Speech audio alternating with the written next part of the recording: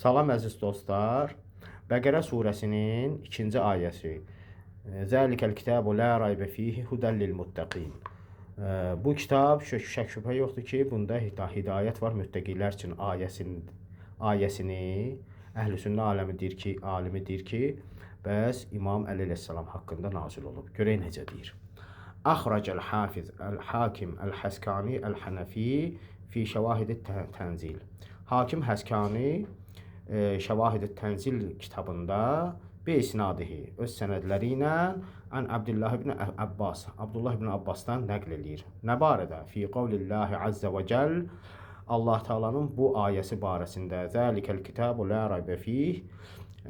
Bu kitabda şübhə yoxdur ki, bu kitab hudən lil muttaqin.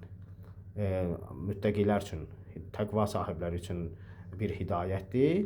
Sonra burada deyir ki, yəni la şəkkə fiyhə ənəhu min indillah. Yəni şək yoxdur ki, bu ayə, bu kitab Allah tərəfindəndir.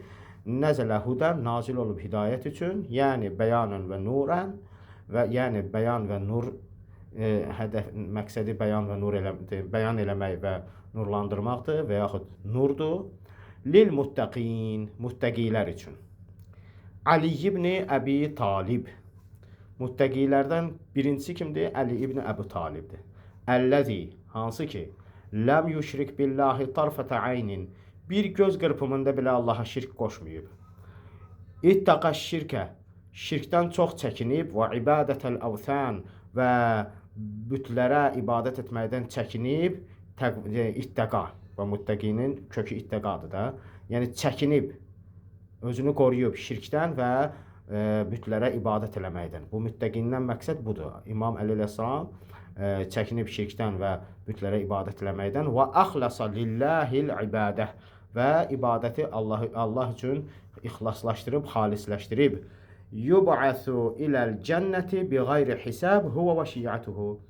Bəs cənnətə daxil olacaq, gedəcək hesabsız o və onun şiələri.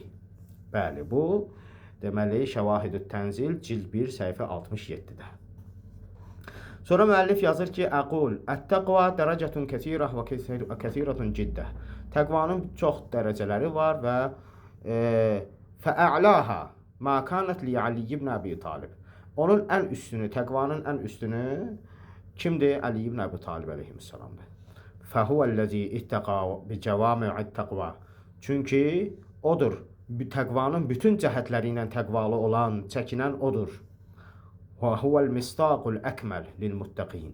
O, müttəqilərin ən kamil nümunəsidir. Ən kamili, müttəqinin ən kamili necə olmalıdırsa, müttəqi kamil surətdə necə olmalıdırsa, əleyhissalam da o cürdür. Və hibrul ümmə yarvi zəlik.